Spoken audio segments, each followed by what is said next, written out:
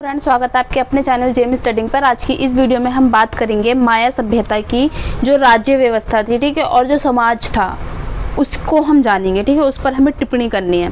तो देखिए, जो माया सभ्यता थी ना, वो 2000 ईसा पूर्व से 1500 ईस्वी तक मानी जाती है, ठीक है। 1500 ईस्वी तक इसका समय माना जाता है। ये जो थी, ये मध्य अमेरिका के क्षेत्र में थी। कहाँ थी? मध्य अमेरिका के क्षेत्र में, ठीक है। अगर वर्तमान में देखें हम, जैसे मैक्सिको हो गया आपका, ठीक है, ग्वाटेमाला हो गया आपका, होंडुरास हो गया आपका, और बेलीज हो गया, यहाँ पर विकसित हुई थी। नाम लिख देती हूँ मैं वर्तमान में, है ना, वर्तमान में हो गया आपका मैक्सिको, ठीक है, ग्वाटेमाला, होंडुरास, और आपका हो गया ये बेलीज। ये वर्तमान में है, ठीक है। ये यहाँ की जो राज्य व्यवस्था थी वो बहुत ज़्यादा अच्छी थी, ठीक है, अत्यंत संगठित थी। इसकी प्रमुख विशेषता की बात करें हम तो राजतंत्रात्मक जो था आपका यहाँ पर शासन था, राजतंत्रात्मक शासन। माया समाज में हर नगर राज्य का अपना एक राजा होता था, ठीक है, खुद का एक राजा होता था, खुद का एक राजा हर नगर राज्य के लिए, ठीक है, जिसे हम क्या बोलते थे? इसे हम बोलते थे कुहुल अजहाव, ठीक है। यहाँ पर जो राजा था उसको ईश्वर माना जाता था, ठीक है, राजा को क्या माना जाता था? ईश्वर। और वही जो था वो धर्म, राजनीति और युद्ध का प्रमुख होता था, ठीक है। जो राजा होता था वो धर्म, राजनीति और युद्ध का क्या होता था? प्रमुख होता था, युद्ध का प्रमुख होता था। फिर हम दूसरे पॉइंट की बात करें तो यहाँ पर जो था ना, स्वतंत्र नगर राज्य थे, स्वतंत्र नगर राज्य होते थे। जो माया क्षेत्र था, यहाँ पर कोई भी एक केंद्रीकृत सरकार नहीं थी, ठीक है, केंद्रीकृत सरकार नहीं थी।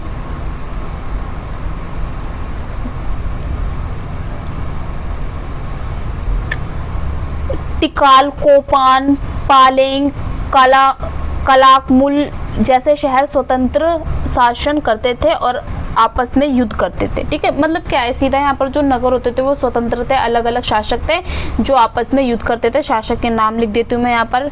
टिकाल हो गया आपका, ठीक है, कोपान हो गया आपका, पालेंग हो गए आपके, ठीक है, और कलाकमुल। ये क्या होते थे? स्वतंत्र राज्य थे जो क्या करते थे? आपस में युद्ध करते थे, ठीक। फिर आ जाएगा यहाँ पर आपका धर्म, फर्स्ट, सेकंड, थर्ड, धर्म आधारित शासन।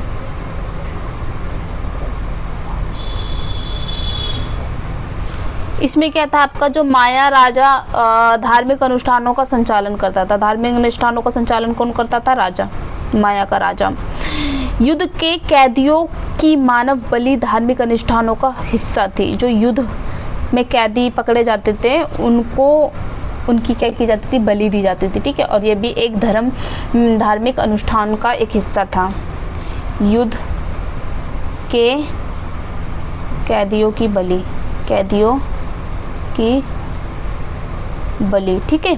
फिर आ जाएगा राज्य में पुरोहित वर्ग अत्यंत शक्तिशाली था और उसे खगोल, गणित और कैलेंडर आदि का ज्ञान था। पुरोहित वर्ग, है ना, पुरोहित वर्ग जो था वो क्या था? शक्तिशाली था, शक्तिशाली। फिर फोर्थ पॉइंट आ जाएगा आपका, और इसे क्या था? गणित, खगोल और कैलेंडर में ज्ञान था। सेनापति और प्रशासक वर्ग, सेनापति और प्रशासक वर्ग। ठीक है, तो इसमें देखिए क्या था, राजा के अधीन सेनापति, मंत्री, कर संग्रहकर्ता और दरबारी होते थे जो प्रशासन चलाते थे। ठीक है, सेनापति जो सेना का प्रमुख होता है, ठीक है, सेनापति सेना का प्रमुख होता है, ठीक, और मंत्री जो राजा को सलाह मशवरा करता है, देता है, ठीक है, और क्या हो जाएगा, संग्रहकर्ता जो भी कर वगैरह है उन सबको इकट्ठा करता है राजा के लिए, दरबारी, ठीक है, दरबारी ये सब क्या करते थे, राजा के संचालन करते थे, राजा के जो प्रशासन होता था उसको चलाते थे। ठीक है, सेनापति, मंत्री, संग्रहकर्ता, दरबारी, इनके बारे में आप खोल खोल कर लिख सकते हैं। फिर 5th पॉइंट हो जाएगा आपका यहाँ पर, यहाँ पर अब हम माया की बात करेंगे, समाज व्यवस्था, माया साम्राज्य की समाज व्यवस्था कैसी थी, समाज व्यवस्था।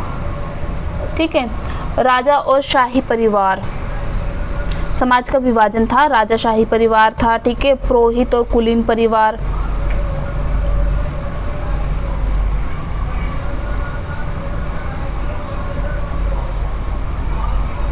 देखिए इसमें क्या था, समाज में सबसे ऊंचा स्थान राजा और उसके परिवार का होता था, वे समाज के निर्णय लेने वाले धार्मिक और राजनीतिक नेता थे। तो इसमें क्या हो जाएगा, राजा और जो उनका परिवार था ना, उनका जो स्थान था वो सबसे ऊंचा माना जाता था। ये जो थे ये धार्मिक और राजनीतिक नेता होते थे। ठीक है, इस धार्मिक हो या राजनीतिक हो, जो भी मुद्दा है इससे संबंधित जो फैसले, जो निर्णय लेते थे वो कौन लेते थे, राजा लेते थे। तो समाज कैसा था, समाज था आपका राजा और शाही परिवार में विभाजित था। ठीक है, पुरोहित और कुलीन वर्ग में विभाजित था, पुरोहित व कुलीन वर्ग। अब इसमें क्या था, ये धार्मिक कार्य, खगोलीय गणनाओं और अनुष्ठानों के जिम्मेदार होते थे, समाज में इन्हें अत्यधिक सम्मान प्राप्त था। फिर योद्धा वर्ग आ जाएगा आपका, योद्धा वर्ग, ये कौन होते थे, देखिए युद्ध और रक्षा करते थे। ठीक है, युद्ध में विजय प्राप्त करने वाले योद्धा विशेष सम्मान पाते थे। फिर व्यापारी और कारीगर आ जाएगा, व्यापारी और कारीगर, ये फर्स्ट हो जाएगा, सेकंड, थर्ड, फोर्थ। ठीक है, व्यापारी और कारीगर ये व्यापार, हस्तशिल्प, चित्रकला, मिट्टी के बर्तन, भवन निर्माण इत्यादि का कार्य करते थे। ठीक है, फिर आपका आ जाएगा किसान वर्ग, क्योंकि यहाँ पर हम समाज की बात कर रहे हैं ना, किसान वर्ग जो किसान खेती वगैरह करते थे ना, खेती। 6 आ जाएगा आपका दास, ये कौन कौन सी खेती करते थे, मक्का हो गया आपका, बीन्स हो गया आपका, कद्दू आदि की खेती करते थे। राजा को कर के रूप में क्या देते, अन्न, पशु या श्रम देना होता था इनको, किसानों को। ठीक है, फिर दास आ जाएगा, युद्धबंदी, अपराधी या कर्जदार लोग दास बनते थे। ठीक है, युद्ध से पकड़ लिया है ना, जो अपराधी है वो हो गए आपके, कर्जदार लोग हो गए, ये क्या करते थे, ये श्रम, सफाई, भवन निर्माण, बलि के प्रयोग में होते थे। अब धर्म का प्रभाव, माया समाज पूर्ण रूप से धार्मिक मान्यताओं पर आधारित था, लोगों का जीवन, उत्सव, खेती, समय गणना सब धर्म के अनुसार होता था। बलि प्रथा समाज में सामान्य और आवश्यक मानी जाती थी। माया सभ्यता का पतन क्यों हुआ, ठीक है, यहाँ पर हमने पूरा क्वेश्चन नहीं लिखा है, इसमें पूरा आएगा कि माया सभ्यता का पतन क्यों हुआ, क्या कारण थे माया सभ्यता का पतन, है ना, इसी में देखेंगे हम माया सभ्यता का पतन। देखिए पतन के क्या कारण थे, पतन के कारण थे इसमें लगातार युद्ध और आंतरिक संघर्ष। इन पॉइंट को ना आपको खोल खोल के लिखने, लगातार युद्ध और आंतरिक संघर्ष। ठीक है, इसमें क्या था, माया नगर राज्यों के बीच जो थे लगातार युद्ध हो रहे थे, इनसे राजनीतिक अस्थिरता, संसाधनों की कमी और जनसंख्या में तनाव उत्पन्न हो रहा था। कि अगर मान लीजिए एक राज्य में बार बार युद्ध होते रहेंगे तो वहाँ के लोग भी परेशान होंगे, क्योंकि वहाँ का राजा तो जाएगा नहीं युद्ध करने, वहाँ के जो लोग हैं उन्हीं को भेजेगा। अब जब वो लोग बार बार जाएंगे, उनके जो परिवार है, ठीक है, उसमें से कोई मरेगा तो लोगों में आपस में ही क्या हो रहा था, तनाव हो रहा था। इतनी ज़्यादा संसाधन लग रहे थे जिससे संसाधनों की कमी होने लगी, ठीक है, लाइक बम हो गए, बंदूक हो गई, आपके हथियार हो गए, बहुत ज़्यादा संसाधन लग रहा था, जिससे क्या हुआ, संसाधनों की कमी हो गई और राजनीतिक अस्थिरता पैदा होने लगी। फिर क्या आ जाएगा इसमें, सेकंड कारण आ जाएगा इसमें आपका पर्यावरणीय संकट और सूखा। वैज्ञानिक अध्ययनों से पता चला कि इस क्षेत्र में कई बार भीषण सूखा पड़ा। जब हमने वैज्ञानिक अध्ययन किए ना इस क्षेत्र के, तो हमें पता चला कि जो ये क्षेत्र है इसमें ना बहुत बार सूखा पड़ चुका है, ठीक है, जो इसके पतन का एक कारण रहा है, ठीक है। जल की कमी से कृषि उत्पादन में गिरावट आई और अकाल की स्थिति पैदा हो गई। अब मान लीजिए सूखा पड़ रहा है तो जल की कमी होगी, जिससे कृषि नहीं हो सकती। अब कृषि में गिरावट आई तो क्या हुआ, उससे अकाल की स्थिति आ गई। फिर क्या आ जाएगा, वनों की अत्यधिक कटाई। थर्ड पॉइंट इज वनों की अत्यधिक कटाई। इसमें क्या आ जाएगा, भवन निर्माण और ईंधन के लिए वनों की अंधाधुंध कटाई की गई। क्योंकि पहले जो होते थे ना, वो ज़्यादातर आप देखते होंगे कि लकड़ियों के बने होते थे ना, लकड़ियों का तख्ता, लकड़ियों की कुर्सी, लकड़ियों की अलमारी, सब कुछ लकड़ियों की बनाई जाती थी। तो उन लोगों ने क्या किया, लकड़ियों की इतनी ज़्यादा कटाई की जिससे कि इस साम्राज्य का पतन होना स्टार्ट हो गया, ठीक है। और ईंधन के रूप में भी बहुत ज़्यादा लकड़ियों को जलाया गया। इससे भूमि की उपजाऊ क्षमता कम हो गई और पर्यावरणीय संतुलन पैदा हो गया। क्योंकि हम सभी जानते हैं अगर वनों की कटाई होती है तो वन क्या करते हैं, जो मिट्टी होती है मिट्टी को पकड़ के रखते हैं, ठीक है। जब वन मिट्टी को छोड़ दें, ठीक है, तो क्या होगा, जो मिट्टी होगी वो उपजाऊ मिट्टी बह जाएगी, तो उससे क्या होगा, पतन होगा, ऑब्वियस सी बात है। फिर कृषकों और सामान्य जनता का असंतोष। कृषकों और सामान्य जनता का संतोष,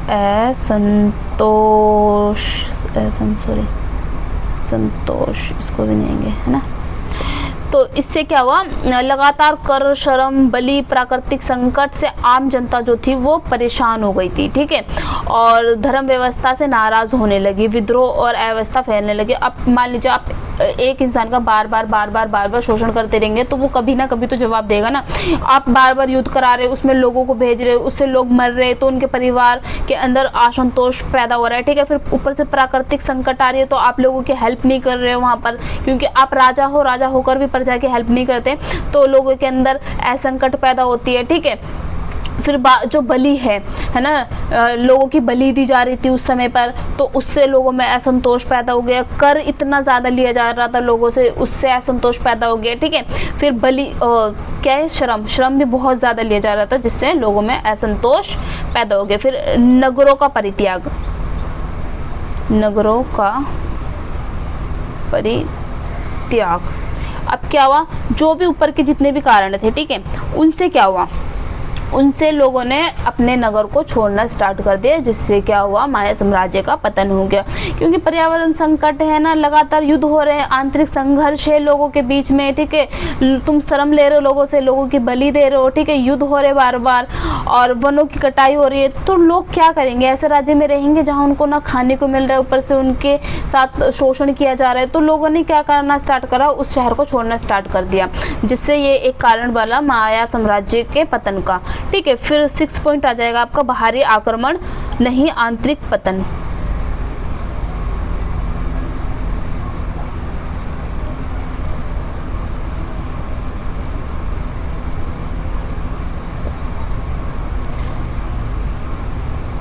अब इसमें क्या हुआ, जो माया साम्राज्य का पतन हुआ ना, वो बाहरी आक्रमणों के कारण नहीं हुआ, बल्कि अंत्य मुख्य रूप से आंतरिक समस्याओं, पर्यावरणीय संकट और सामाजिक असंतुलन के कारण हुआ। निष्कर्ष का निकलता है माया सभ्यता की राज व्यवस्था अत्यंत धार्मिक और केंद्रीकृत थी। ठीक है, मतलब जो माया साम्राज्य था ना, उसकी जो राज्य व्यवस्था थी वहाँ पर धर्म का बहुत ज़्यादा बोलबाला था। ठीक है, और केंद्रीकृत थी, जहाँ राजा को ईश्वर का प्रतिनिधि माना जाता था। अब ये तो हर चीज़ में देख सकते हो आप, कोई सा भी चीज़ उठा लो, राजा को ईश्वर का प्रतिनिधि ही माना जाता है। ठीक है, समाज पूर्णतः वर्गीय, धार्मिक और कड़ी श्रेणीबद्ध से बंधा था, लेकिन निरंतर युद्ध, पर्यावरणीय विनाश, सूखा, जन असंतोष और धार्मिक अंधविश्वासों ने इस सभ्यता को पतन की ओर धकेल दिया। परिणाम स्वरूप एक महान और वैज्ञानिक दृष्टिकोण से समृद्ध सभ्यता धीरे धीरे इतिहास के पन्नों से खो गई। ठीक है, तो ये आपका था पूरा। आई होप कि आपको वीडियो अच्छी लगी होगी। धन्यवाद।